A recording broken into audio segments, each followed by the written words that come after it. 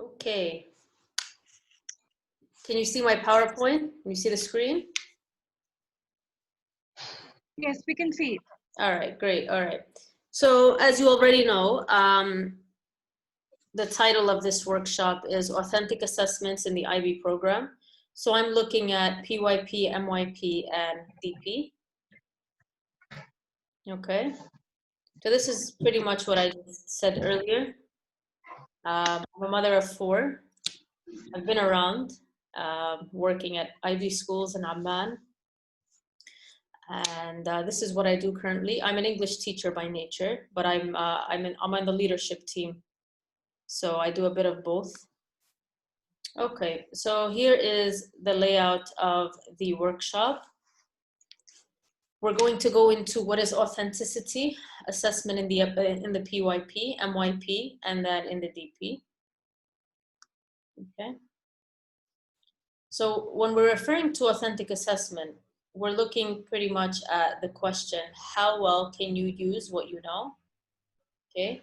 We're also looking at real world tasks that not only assess skills, but also concepts. Sorry, it's a lot of noise where I am. Okay, so this workshop will focus a little bit on the way that we assess without having students memorize a lot of content, but pretty much stick to the IB philosophy and look at skills and concepts as a whole. Okay, a bit of background on the difference between traditional and authentic assessment. So when we're looking at traditional versus authentic assessment, we have to keep in the back of our minds that going into authentic assessment means a culture change. We can't walk into a classroom and tell our teachers, okay, everybody, drop everything that you're doing and start creating authentic tasks. It's a mindset. It's more about what we want our students to learn, how we want our teachers to teach, and then we go into the assessment part.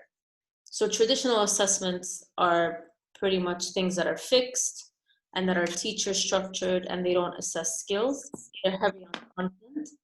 When we're looking at authentic assessments, we're looking at real life tasks and situations. Things are assessments that are student centered and assessment of skills and concepts. Okay. Here are our challenges. Okay, our greatest challenge is the fact that our students have different needs. They come from different backgrounds. They have a different attention spans and interests, different language abilities, and different cultural backgrounds, amongst many other things, not just what I have in front of you. So we have to consider the different learners when we're looking at assessments.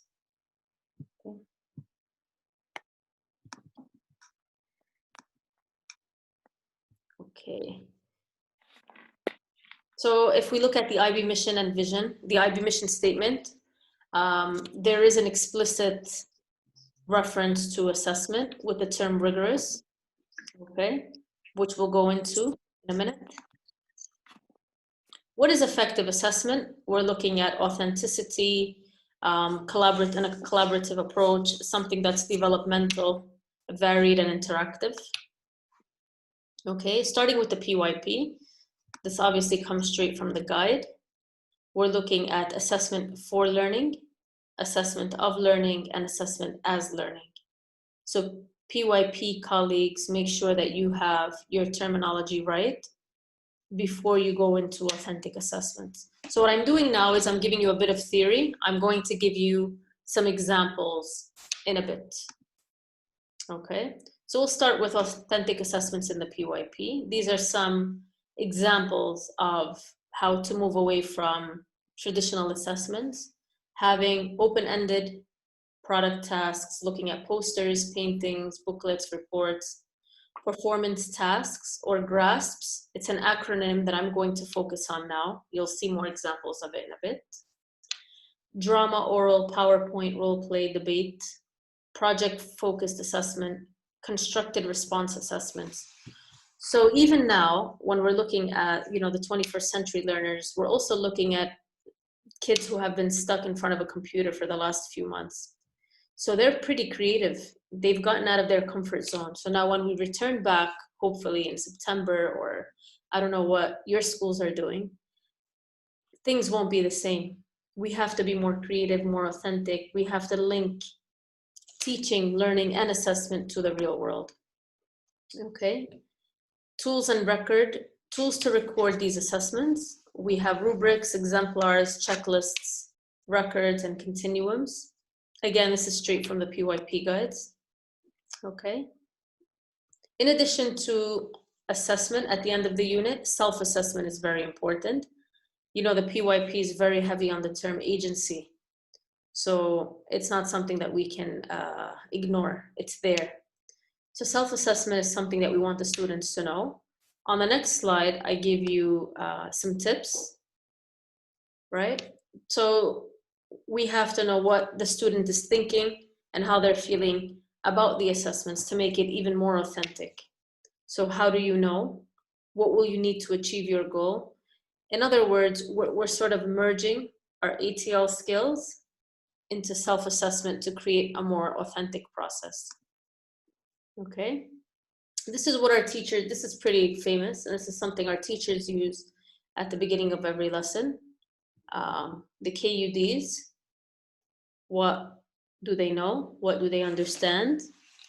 And how do they do it? Okay.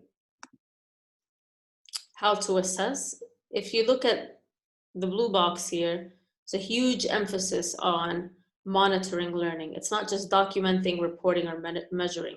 It's monitoring. So a huge part of authentic assessments is making sure that it's a process. It's a continuous process. It's not one that stops at the end of a unit or at the end of a theme. Okay. So GRASPs, we're going to look at GRASPs in the PYP and in the MYP. This is an acronym that a lot of educators use. I myself use this, and I used it at my previous school when we transitioned from traditional to authentic assessments. So GRASPs stands for goal, role, audience, situation, product, and standards. I give you examples in the coming slides. Okay, not able to see everyone on the screen. Okay. Sorry about that. So here we have a grade 1 summative assessment task, the central idea, the lines of inquiry, the type of writing. So colleagues in the PYP, you know that everything is pretty much integrated. This is a science-focused UOI assessment. Okay. So here the goal is to create, by drawing or displaying a shoebox, an open area in a zoo. Role, if you notice in this assessment, the role is not, it's not a student, it's a zoologist. Who are they presenting to or for? It's the audience, grade 1 students and teachers. What is the situation? This is where we provide students with context. The product, what is it that they're creating? And standards for success, which are usually the criteria or the task-specific rubric. Okay, here's another one. All right, I'll be sharing my slides with you so you can keep these examples. Okay, and then it's very important, whether in the PYP, MYP, or DP, that you have to keep differentiation in the back of your mind. So the teacher here who created this task gave students some choice, right? So they had to pick topics from column A, B, and C. And then after submitting their results, they had to go back and assess themselves through a checklist here. Okay. More of this. Okay. These are just examples. All right, so this is where I get really creative. Although I'm a DP English teacher as well, I'm more comfortable talking about the MYP, being an MYP teacher for 14 years and a coordinator. So I'll stress a little bit more on the MYP. Okay, more theory here.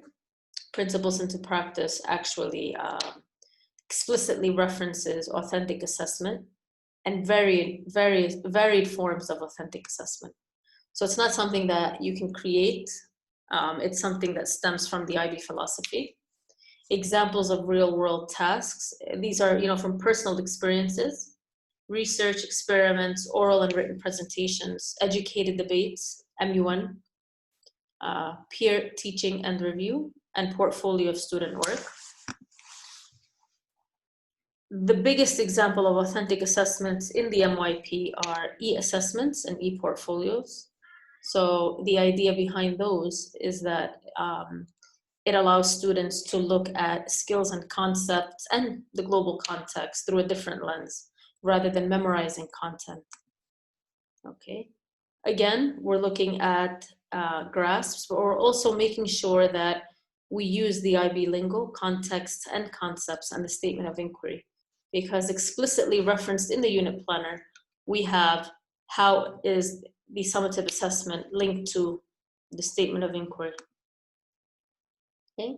When you're planning, it's very important to always have the end in mind, doing some backward planning, making sure you discuss the relationship between the task and the rest of the unit planner.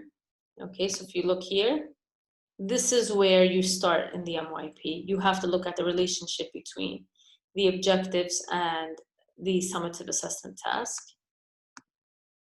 Okay. Again, creating something called a TSC, looking at subject-specific objectives. I can share some templates if you want.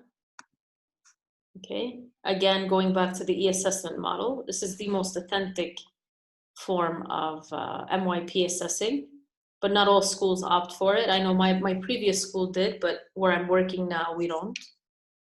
So what we're doing is we're creating our own authentic assessments throughout the teaching and learning process. Okay, a bit of a few tips from me. Make sure that in the MYP, you emphasize heavily on command terms, that it is clear to the entire school the year 1, 3, and 5 alignment. Okay, that you create assessments that are designed for progression and that are age appropriate. Okay, so always go back to your coordinator or to your head of department who can help you with that. Okay, here are some examples for our colleagues in the math department. So usually a math assessment looks very, very traditional, 1 + 1 = 2. But I saw a math assessment the other day and it really caught my attention. It was asking students to analyze statistics of COVID-19 in various areas of the world. And that was a good example of an authentic assessment. Provide one for you here on the screen. Arts as well. The student here is a local radio station presenter. They have to create a script. Okay. The individuals and societies. Okay. Have a look.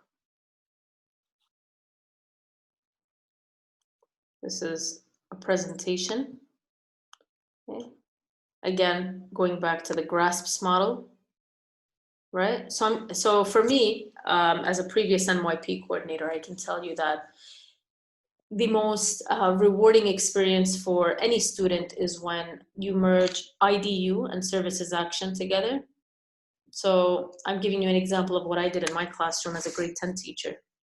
I merged a novel called I Saw Ramallah by Murid al-Barghouti. Talks about the life of a Palestinian refugee. And then I gave the students a service link that would help them merge the two. So authenticity for me was merging both of them. Here is page 1 of an IDU unit planner where I outline the two disciplines. You have global politics and economics, in addition to English. And I also add the stages of service where the students read a chapter, look at a global lens, an economical lens, and then begin to investigate for their services action product, which was research-based. So what we did was we split up every class into 2 cities of Palestine. The kids had to interview people from there, refugees from those cities. And then in the end, it became something like a community forum where they presented their research and their findings to the entire school. It was something very, very successful. The summative assessment was a video. They had to interview a refugee and ask them questions that stemmed from their English, global politics, and economics lesson. Okay, this is an example of a TSC, test-specific criteria. This is a rubric of how we assessed the video itself. Okay, a bit of services action. So we started off by doing some research. We interviewed a guest speaker from every city. Students prepared PowerPoint presentations that showed the economical and political side of the city. They filled out some forms to show the progression as service learners. And then they had to reflect in the end. This is actually much longer. I just summarized it because we don't have much time to go into it. Okay. But when assessing, it's very, very important to remember that differentiation is key. So you don't just differentiate when it comes to content, you're also differentiating when it comes to process and product. So it was a bit simpler to differentiate when we merged IDU and services action because the students had different abilities, and we worked with them, and that allowed them to grow. Okay.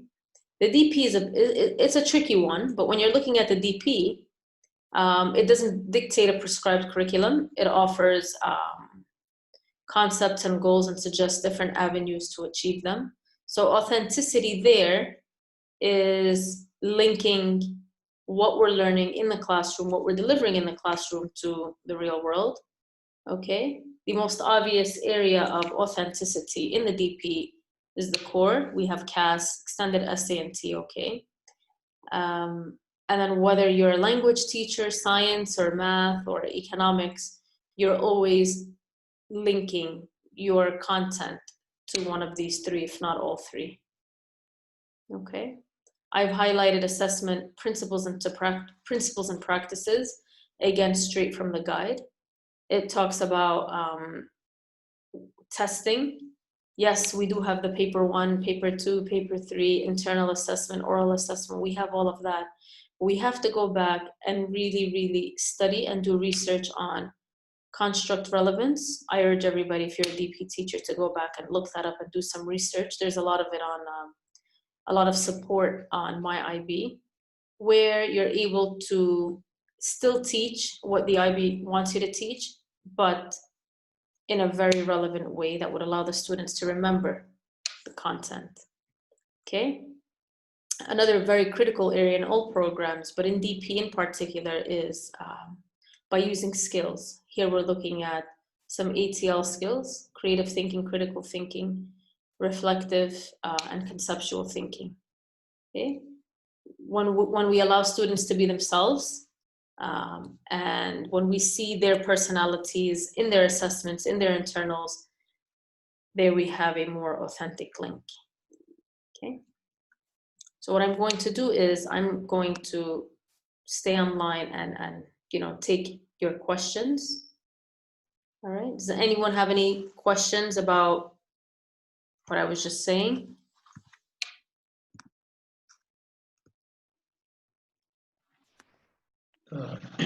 Ma'am, this is Raj Gopal. Right, teacher. Okay.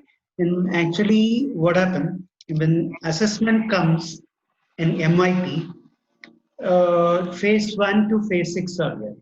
But in the same class, we have 2 to 3 phases are there, students. So how to manage the assessment for them? So it's very